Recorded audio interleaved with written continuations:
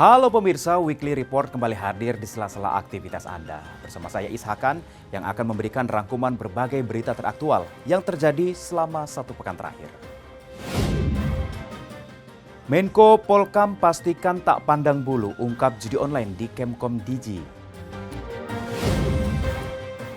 7 tahanan rutan Salemba kabur lewat gorong-gorong saluran air. Bea Cukai ungkap 31.000 kasus tindak penyelundupan sejak Januari 2024.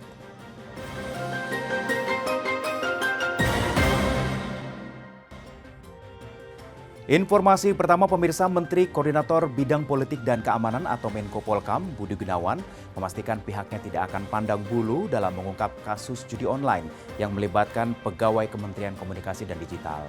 Pihaknya mendukung petugas kepolisian dalam mengungkap kasus tersebut.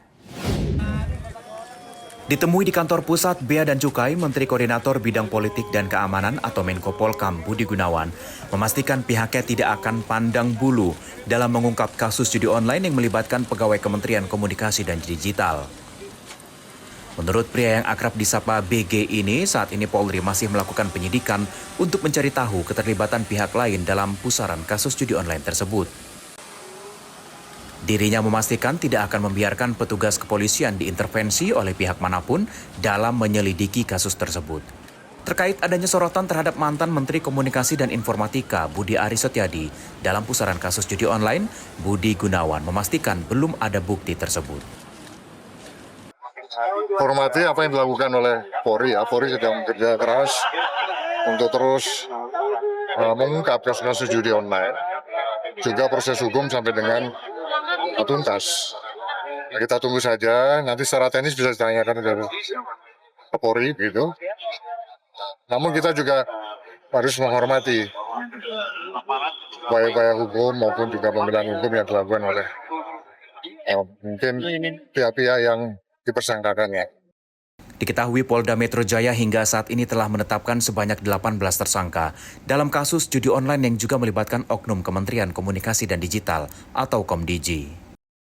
Polisi merinci 18 orang tersebut yaitu 10 pegawai Komdigi dan 8 warga sipil. Selain itu 2 orang yang ditangkap pada Minggu malam bukan dari Komdigi. Namun, polisi belum bisa menjabarkan detail terkait penangkapan tersebut. Polisi menjelaskan akan disampaikan jika ada perkembangan berikutnya. Sebelumnya, Direktorat Reserse Kriminal Umum Polda Metro Jaya berhasil menyita barang bukti senilai 2,8 miliar rupiah lebih dari kedua pelaku kasus judi online tersebut. Dari total barang bukti yang berhasil dilakukan pengamanan itu terdiri dari uang tunai sebesar 300 juta rupiah dan 2,8 miliar rupiah yang tersimpan dalam rekening pelaku. Barang bukti uang yang dilakukan penyitaan ini merupakan hasil dari penangkapan terhadap kedua orang yakni berinisial MN dan DM. Dari hasil pemeriksaan bahwa kedua tersangka ini merupakan orang yang memiliki peran sentral dalam kasus judi online di Indonesia.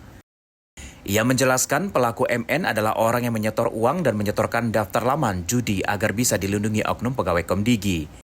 Sementara itu untuk tersangka DM berperan sebagai pembantu aksi kejahatan pelaku MN, termasuk menampung uang hasil kejahatan itu. Tim Liputan Berita Nasional TV. Mantan Menteri Perdagangan Tom Lembong membagikan kabar dirinya dari balik jeruji.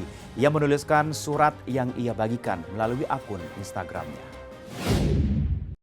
Thomas Trikasih Lembong atau yang lebih dikenal sebagai Tom Lembong ditetapkan oleh Kejaksaan Agung sebagai tersangka dalam kasus dugaan korupsi terkait impor gula pada 29 Oktober 2024. Menanggapi status hukum tersebut, Tom Lembong mengungkapkan kepercayaannya terhadap integritas jaksa dan petugas kejaksaan yang bekerja keras demi tegaknya prinsip keadilan. Tom Lembong menegaskan akan tetap kooperatif dalam proses hukum demi membantu pengungkapan kebenaran. Pernyataan ini disampaikan melalui akun Instagram resminya yang dikelola oleh tim atas arahan kuasa hukum.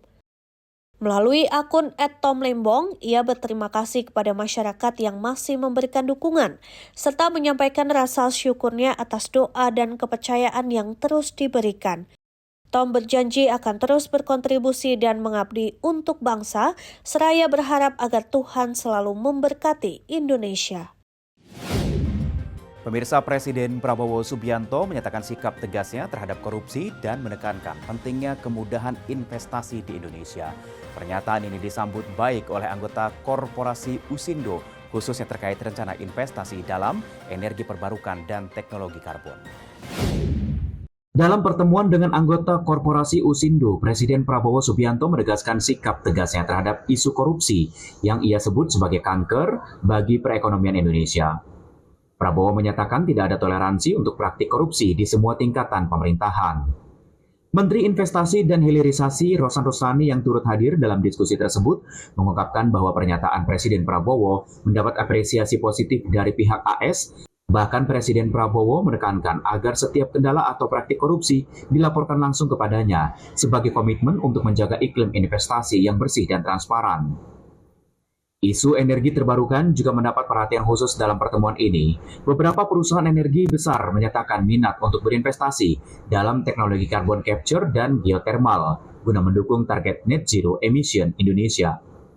Rosan menambahkan pemerintah juga berkomitmen mengurangi birokrasi berbelit agar investasi dapat berjalan lebih efektif dan berdampak positif bagi masyarakat. Ada operasi lain seperti dengan carbon capture, carbon storage. Itu juga mereka menyampaikan adalah huge opportunity untuk Indonesia untuk net zero emission. Jadi mereka dan geothermal, tadi Pak Presiden menyampaikan spesifik juga geothermal menjadi salah satu yang akan didorong secara cepat di Indonesia, dan mereka juga merespon itu karena mereka juga sudah ada beberapa yang melakukan investasi di geothermal dan akan lebih dipercepat lagi. Dan yang paling penting akan mengurangi birokrasi yang berbelit sehingga investasi masuk ke Indonesia juga membawa kebaikan buat seluruh rakyat Indonesia. Itu. Ya, sementara itu Menteri Perumahan dan Kawasan Permukiman Marwar Sirait mengatakan pemerintah akan memberikan bantuan kepada rumah warga yang terdampak bencana erupsi Gunung Lewotobi laki-laki di Nusa Tenggara Timur. Marwar mengatakan ada sekitar 1.100 rumah yang telah disiapkan. Setelah terjadinya erupsi Gunung Lewotobi laki-laki di Nusa Tenggara Timur, pemerintah segera turun tangan untuk membantu para korban. Menteri Perumahan dan Kawasan Pemukiman Marwar Sirait mengungkapkan bahwa sebanyak 1.100 rumah sudah dipersiapkan untuk warga yang rumahnya terdampak bencana.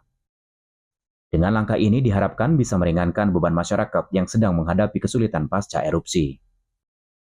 Kita rumah yang siap berapa Pak? 1.100 ya, keadaan baik ya, yang sudah ready dan akan segera jalan. Kira-kira 8 hari bisa sampai ya, atau 9 hari? 9 hari sudah bisa, kita perkirakan bisa sampai di lokasi.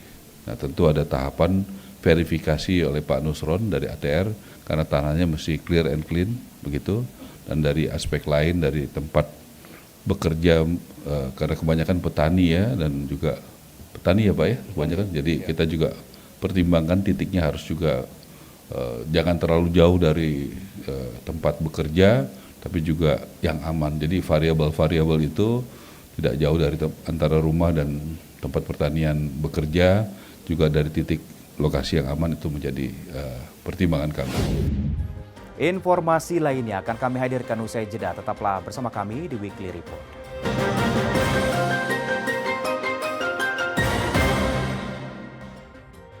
Anda kembali bersama kami, pemirsa. 7 tahanan atas kasus narkoba melarikan diri dari rumah tahanan kelas 1 Salemba, Jakarta Pusat. Diduga ke-7 tahanan tersebut kabur dengan cara menjebol beton saluran air yang ada di area belakang dan keluar melalui gorong-gorong.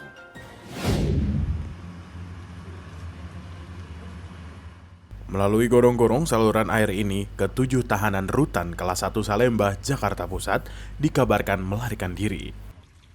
Beton saluran air yang berada di halaman belakang dijebol agar para narapidana bisa kabur melalui gorong-gorong yang mengarah ke samping luar rutan.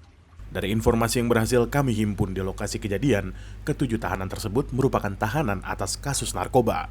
Satu di antaranya diduga kuat merupakan gembong narkoba yang belum lama diringkus polisi dengan barang bukti 100 kg lebih sabu-sabu. Sayangnya, hingga berita ini diturunkan, pihak rutan Salemba masih belum mau memberikan keterangan resmi terkait kejadian tersebut. Dari Jakarta, Robi Kurniawan, Berita Nasional TV. Ya, sementara itu Kapolda Jawa Barat Irjen Ahmad Wiyagus telah mendapat laporan kecelakaan beruntun di Tol Cipularang. Kecelakaan itu melibatkan 17 kendaraan dengan 1 orang dilaporkan tewas dan 8 orang lainnya luka-luka. Kecelakaan beruntun terjadi di Tol Cipularang kilometer 92 sore ini. Kecelakaan melibatkan sebuah truk pengangkut kardus di kilometer 92 ruas Tol Cipularang arah Jakarta. Akibat peristiwa tersebut, arus lalu lintas di ruas Tol Cipularang kilometer 92 arah Jakarta sempat tertutup lantaran proses evakuasi kendaraan yang terlibat kecelakaan. Kapolda Jabar menyebut 17 kendaraan terlibat dalam kecelakaan tersebut dan sejauh ini ia baru mendapat laporan 1 orang tewas dan 9 orang lainnya luka-luka. Ada tanggapan soal mata di Cipularang, Pak? Kecelakaan beruntun Cipularang sudah ada itu. Ya, saya tadi dapat laporan dari Dirlantas, mungkin saya sebentar lagi ke TKP ya. Laporan sementara ada 17 kendaraan yang terlibat di KM 92B. Ada jumlah korban. Satu meninggal dunia, ya, kemudian 8 luka. Mungkin nanti akan terus di. Bapak akan ngajak ke sana nggak, Pak? Saya ke sana. Ya pemirsa, pasca kasus seorang TikTok asal Sukabumi, Jawa Barat yang penahanannya ditangguhkan pihak kepolisian Resor Sukabumi pada Jumat lalu, kini lokasi kampung TikTok mulai kembali ramai. Warga kembali live TikTok di area kebun meski tak didampingi Gunawan alias Setbor. Sejumlah warga mulai melakukan aktivitas live TikTok di area perkebunan manggis di Kampung Babakan Baru, Desa Bojong Kembar, Kecamatan Cikembar, Kabupaten Sukabumi, Jawa Barat. Warga mulai melakukan joget dengan gembira sambil menyanyikan beberapa lagu yel-yelnya kala penonton memberikan donasi atau gift. Warga mulai berani melakukan live kembali di TikTok pasca Setbor ditangguhkan penahanannya. Cakapan pemimpin akun atau grup tampak memainkan peranan yang cukup penting untuk menarik penonton hingga memberikan sawerannya. Setelah mendapatkan saweran, mereka pun kerap sekali mengucapkan banyak terima kasih kepada penonton, terkhusus penonton yang memberikan donasinya sambil berjoget ria.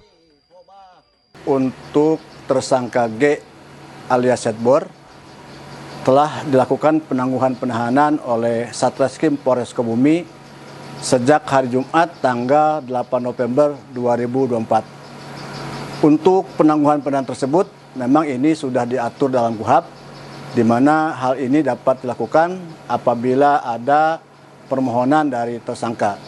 Sedangkan dalam kasus Setbor ini, permohonan penangguhan penahanan dilakukan oleh tersangka dan keluarganya. Bahkan Dan Babin Indonesia dan Ambarita sempat datang berkunjung ke lokasi live TikTok dan berfoto bersama Setbor dengan warga TikTok diunggah di media sosial melalui Instagram @herman_hadi_basuki alias Endan Babin Indonesia. Sementara itu sejumlah warga yang hendak dikonfirmasi enggan memberikan keterangan secara resmi untuk dijadikan bahan pemberitaan. Tim Liputan Berita Nasional TV.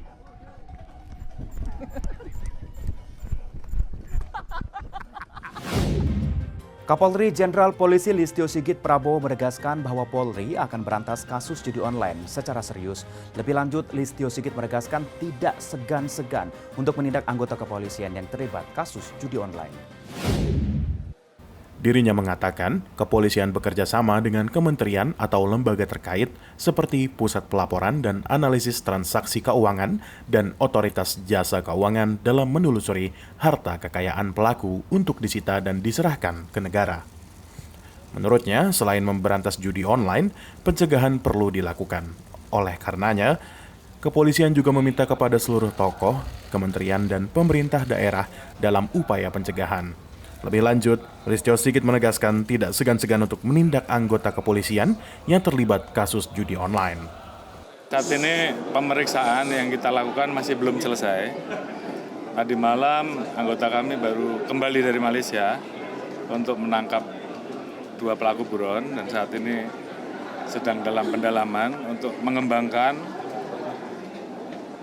akan mengarah kepada siapa saja. Yang jelas komitmen kita akan tegakkan kalau memang ini menyasar ke mana saja, tentunya sepanjang itu bisa dibuktikan, kita akan proses tuntas. Ya, sementara itu Polres Metro Jakarta Utara masih memburu komplotan pelaku penipuan berkedok dukun pengusir makhluk halus yang memperdayai seorang wanita lanjut usia di Tanjung Priok, Jakarta Utara. Akibat kejadian ini, korban mengalami kerugian hingga 500 juta rupiah yang terdiri dari uang tunai, perhiasan, dan logam mulia. Kamera pengawas atau CCTV ini merekam saat korban bernama Bernadette diantar komplotan pelaku kembali ke rumahnya di Jalan Sunter Hijau 4 Sunter Jaya, Tanjung Priok, Jakarta Utara, awal November lalu. Wanita berusia 66 tahun ini diminta pelaku mengambil uang dan perhiasan sebagai mahar untuk ritual mengusir makhluk halus yang disebut-sebut pelaku bergentayangan di rumahnya. Dalam rekaman CCTV, 3 pelaku menunggu di dalam mobil, sementara seorang pelaku lain turun mengawasi gerak-gerik korban. Tak lama berselang, korban keluar dari rumah sambil menenteng sebuah tas berwarna merah yang diduga berisi uang tunai, perhiasan, dan logam mulia. Tas ini kemudian ditukar oleh pelaku dengan 3 bungkus garam dan 2 botol air mineral. Korban baru menyadari menjadi korban penipuan setelah diturunkan pelaku tak jauh dari kediamannya. Bersama anggota keluarganya, korban kemudian melaporkan kejadian ini ke Polres Metro Jakarta Utara. Polres Metro Jakarta Utara sendiri masih memburu komplotan pelaku penipuan berkedok dukun pengusir setan ini. Polisi juga masih mendalami rekaman CCTV sebagai petunjuk awal untuk mengidentifikasi para pelaku. Total kerugian korban dalam peristiwa ini ditaksir mencapai 500 juta rupiah. Benar telah menerima laporan kasus penipuan yang mana korban berinisial B kejadian pada tanggal 1 November dan baru dilaporkan pada tanggal 8 November. Korban telah ditipu sekitar kerugian 500 juta, namun uang 10 perincian, uang 10 juta, perhiasan, dan logam-logam mulia lainnya. Korban telah dihampiri oleh terduga pelaku kurang lebih 4 orang, 3 perempuan dan 1 laki-laki. Ya, informasi lainnya akan kami hadirkan usai jeda. Tetaplah bersama kami di Weekly Report.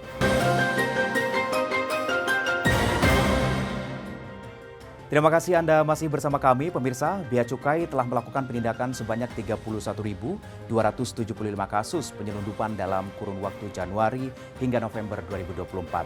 Total nilai barang mencapai 6,1 triliun rupiah dan berpotensi merugikan negara sebesar 3,9 triliun rupiah.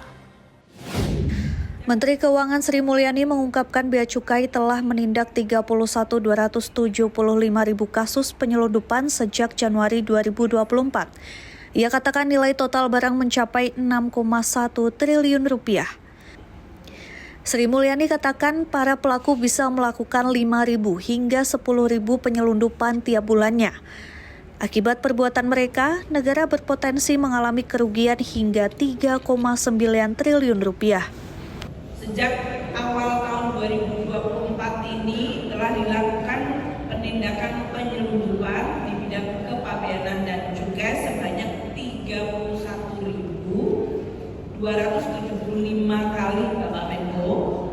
Ini kami laporkan ke Pak Menko Polham juga karena beliau 31.275 dari Januari hingga November. Jadi kita bayangkan setiap bulannya sudah lebih dari 5.000 yang kita lakukan. Nilai barangnya 6,1 triliun dan potensi kerugian negara bisa mencapai 3,9 triliun. Komisi Yudisial akan memprioritaskan pemeriksaan dugaan pelanggaran etik Hakim Agung yang adili Ronald Tanur di tingkat kasasi. Pemeriksaan dilakukan dengan membentuk tim khusus yang melibatkan beberapa komisioner. Juru bicara Komisi Yudisial KY Mukti Fajar mengungkap akan periksa Hakim Agung yang tangani kasus Ronald Tanur di tingkat kasasi. Mukti katakan KY akan mendalami dugaan pelanggaran etik hakim dalam perkara tersebut. Mukti juga mengatakan Komisi Yudisial telah membentuk Satgas khusus. Satgas tersebut memiliki tugas dan kewenangan dalam pemeriksaan Hakim Agung. 12 November, pimpinan dan anggota KY telah membahas perkembangan kasus tersebut dalam rapat pleno yang menghasilkan pernyataan sikap kelembagaan sebagai berikut. Yang pertama, bahwa Komisi Yudisial memprioritaskan untuk menindaklanjuti kasus tersebut dengan membentuk tim khusus dengan melibatkan beberapa komisioner untuk mendalami dan memeriksa dugaan pelanggaran etik Majelis Hakim Kasasi yang menangani perkara GRT. Yang kedua, bahwa KY juga berkoordinasi terus dengan Mahkamah Agung dan Kejaksaan Agung untuk pendalaman kasus tersebut. KY juga akan berkoordinasi dengan lembaga lain untuk penuntasan kasus ini sebagai upaya melakukan reformasi peradilan dari judicial corruption. Ya, sementara itu guna memudahkan proses pemeriksaan perkara suap vonis bebas Gregorius Ronald Tanur yang melibatkan 3 hakim Pengadilan Negeri Surabaya, Meriska Wijaya, dipindahkan ke Jakarta. Kepala Pusat Penerangan Hukum Kejaksaan Agung Harli Siregar menyebut perlunya ada efektivitas dari penyidikan oleh penyidikan Kejaksaan Agung dari perkara yang melibatkan para oknum penegak hukum. Meriska Wijaya tiba di Gedung Kejagung dengan menaiki mobil tahanan Kamis siang. Meriska mengenakan baju tahanan warna merah muda dengan mengenakan kacamata hanya tertunduk saat keluar mobil tahanan dan langsung menuju ruang pemeriksaan. Ibu dari Ronald Tanur ini memilih bungkam saat ditanya media soal pemindahannya terkait kasus dugaan suap hakim di Pengadilan Negeri Surabaya. Tak lama berselang menyusul Zero Frikar, CR, tiba di Gedung Kejaksaan Agung dengan mobil tahanan tersangka maklar kasus yang juga merupakan satu rangkaian dalam pidana suap vonis bebas 3 hakim Pengadilan Negeri Surabaya. Mantan pejabat Mahkamah Agung ini juga bungkam saat ditanya oleh awak media. Zarov kemudian masuk ke Gedung Kartika Kejagung dan dikawal petugas keamanan untuk menjalani pemeriksaan. Kepala Pusat Penerangan Hukum Kejaksaan Agung Harli Siregar mengatakan, alasan dari pemindahan penahanan Meriska Wijaya yakni perlu adanya efektivitas dari penyidikan oleh penyidik Kejaksaan Agung dalam perkembangan kasus dugaan suap para hakim. Selain itu, penyidik Kejagung hari ini juga akan memeriksa Zaro Frikar, mantan pejabat Mahkamah Agung yang terlibat dalam maklar kasus. Dan tadi pagi, ya, tersangka MW dibawa ke Jakarta. Hari ini bahwa penyidik juga melakukan pemeriksaan terhadap MW, tapi kapasitasnya sebagai saksi, ya, untuk beberapa tersangka lainnya. Ya.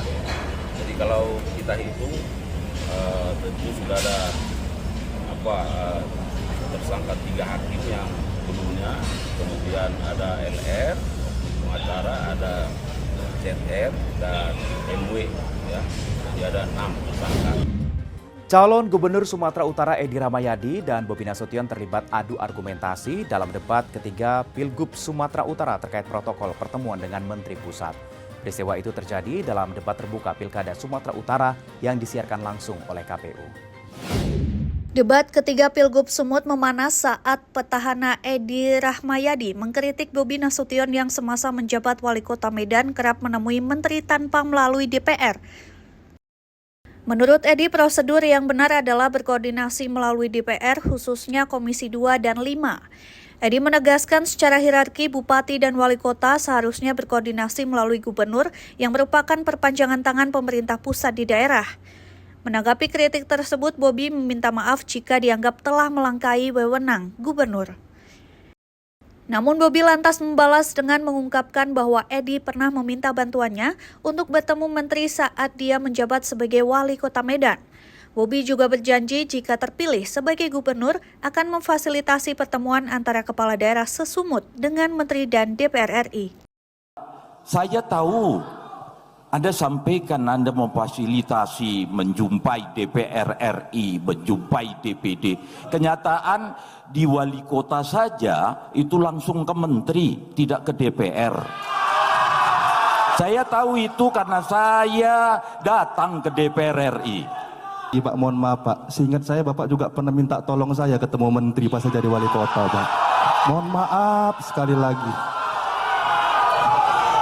Karena kalau memang Bapak anggap tadi efektif, kenapa Bapak harus minta tolong wali kota juga Pak untuk ketemu dan bicara program.